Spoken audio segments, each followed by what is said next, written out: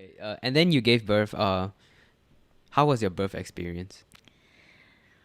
So, Mm-hmm. talking about birth experience, I think that we actually went for these classes called hypnobirthing classes, We did. and it Okay. was recommended to me by a friend. Mm-hmm. And basically, hypnobirthing is about Trying to do it without epidural, right? not really, like it's more of like a self hypnosis where you can learn to calm yourself down Uh-huh. and be in the most relaxed state Yeah. to be able to birth your baby, Mhm. like in a calm mindset. Mhm. Yeah, so we had a few lessons of We that. did. And do you want to say how you feel? I was bored to death, man. I was like, what is this? I'm so sorry to Yeah. Miss Yen, our teacher.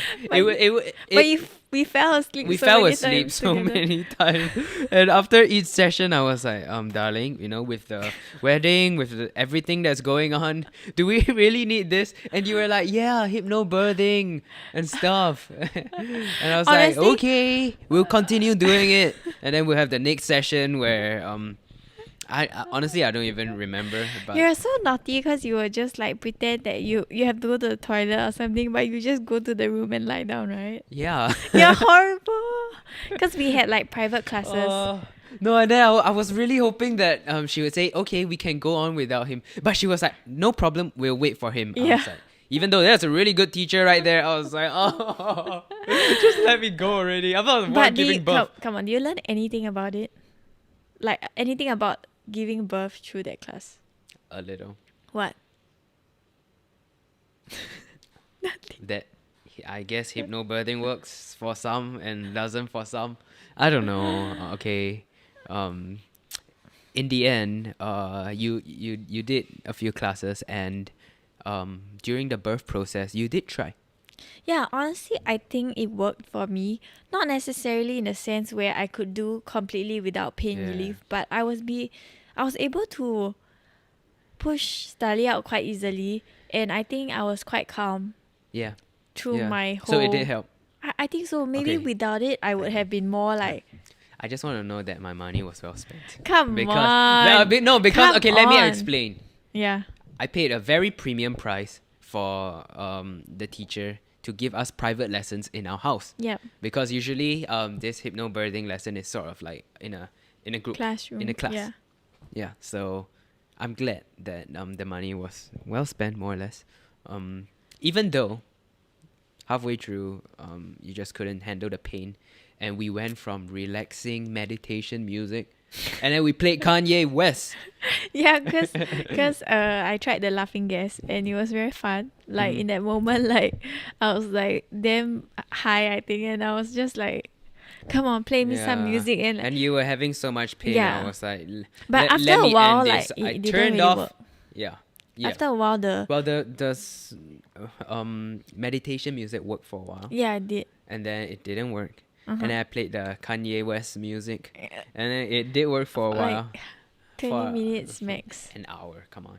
Really? Yeah, go for it. You lost perception of Yeah, time. I was It completely. went pretty well. We were like having fun. We were like dancing, grooving to the beat, and then the pain overcame back. it. Yeah. Yeah. And then eventually you opted for epidural. Yes, I did. So epidural, basically, they give you a jab down certain spot in your spine where they numb your lower half of your body. Yeah. So it's a really long needle where they jab it in, and then they would put a small tube and like fluids will go in, like the anesthetic will go through and flow down your legs. I remember when the epidural was administered, like I was on the laughing gas and I was so high, and the doctor was great, like the anesthetist, she was great, and she was like talking to me so nicely, and she was talking to me like a kid, honestly. And I really in that moment felt like I was like a little kid in kindergarten just listening to instructions. The was the damn- nurses at Thompson were amazing. Yeah, they were great. All of them. Doctors and nurses, Yeah. everyone there was fabulous. I mean, I really enjoyed,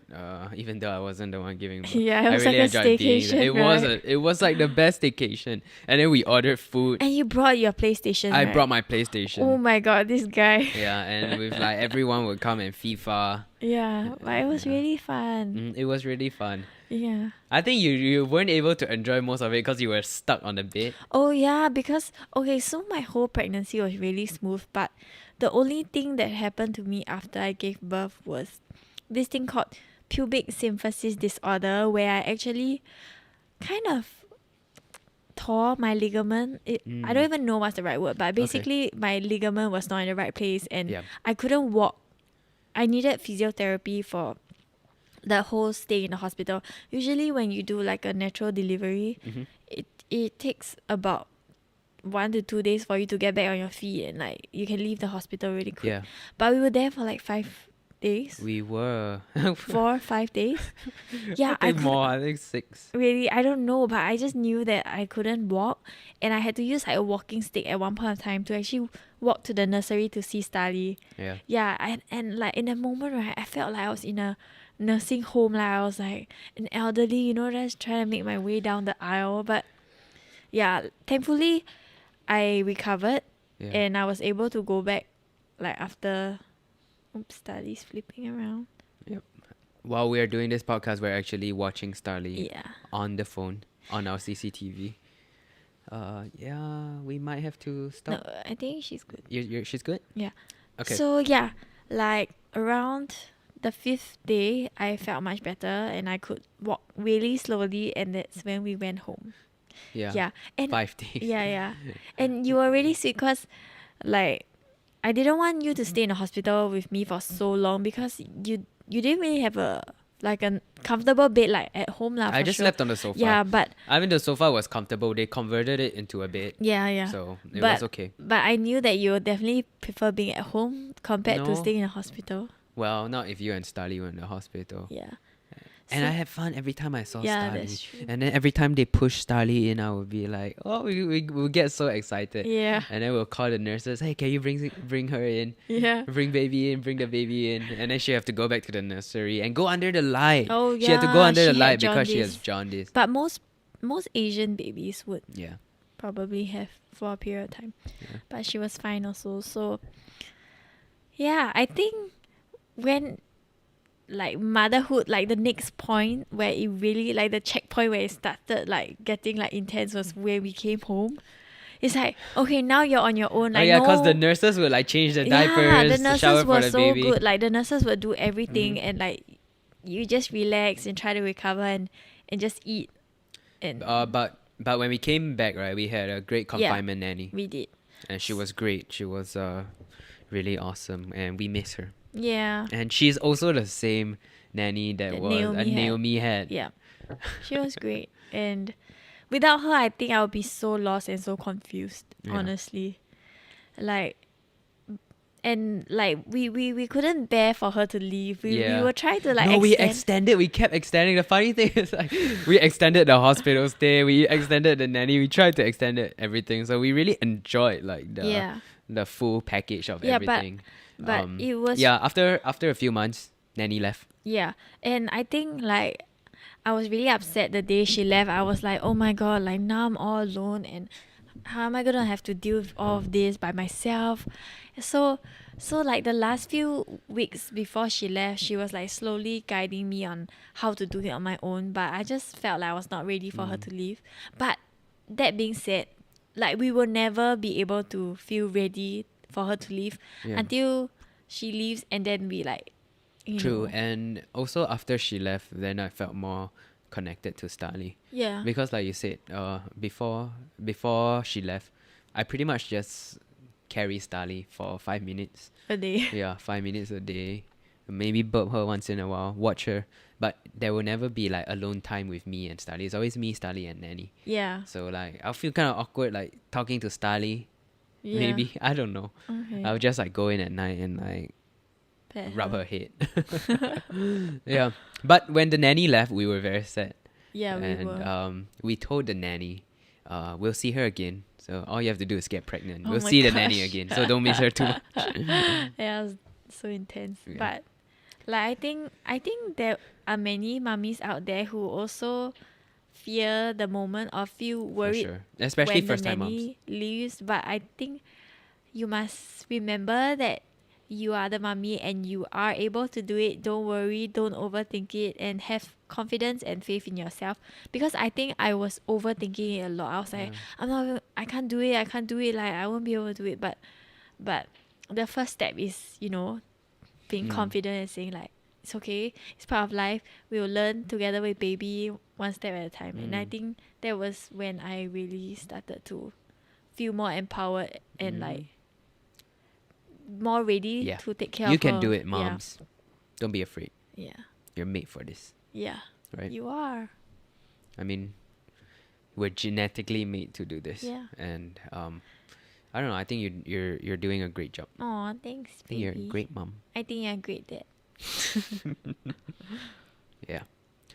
So, Starly is now 8 months. Yeah, she is. Soon. No longer just a little baby. No longer She's just not even a little baby. She Do you know that she's Starly, bigger than 97% of the babies her age. That's insane. Starly is wearing clothing that are 9 to 12 months in size, and that fits her just nice. And she's not even 8 months. She's like 7.5 months. Yeah, and she's about 8.3 kg. She's such a big, and she's such quite a tall. Tall baby. Definitely got it from me. I'm just kidding, guys. Come on, let's be real. But I don't know. I guess she has my eyes And grumpy attitude. Just kidding. No lah. Yeah, she can be. But you guys sleep in very similar positions. Right, and she's starting to flip over and do that thing because I sleep like with my belly down, I guess. So and I see her starting to do that, and like she plants her face into the pillow, which I do as well. So she's no longer the baby that just gets stuck by all the pillows around her. Yeah, it's crazy. What are you looking forward most to motherhood? I think I can't wait for her to be able to talk and say a few words, express what she wants. Although now I think she's really good at expressing what she wants already. Like she loves bath time. Like like in the bath she's like kicking and splashing around. And when you take her out, she gets upset. Like she like screams and like she knows what she likes. And like mealtime, when she likes her food, she would like do like a little jump or dance. Yeah, every time we feed her a little bit of rice, she would jump on that float. Yeah. She has a little sofa where she sits with us on the sofa. She has a lot of things. Yeah, by the way, you buy her like a bit. It's a bit excessive. I mean, looking at my No, living room, right? There's like, never there's too like much. a Starly chair. There's a Starly baby jumping thing. We have 2 swimming pools. We have a float here, and I mean it's really a lot. And then we have a bed there, we have a bed up there. It's really a lot of baby stuff all over the house. It's fine. I think but as they outgrow it, I will definitely pass them down to our friends. Like, don't worry, that little cot over there will be passed to Liz. Okay. Yeah, Liz is pregnant and we are very excited for her. Yep. Yeah, you don't have many pregnant friends. Yeah, I don't. Yeah, so. But I kind of wish more of my friends are pregnant. So. Well, you got pregnant.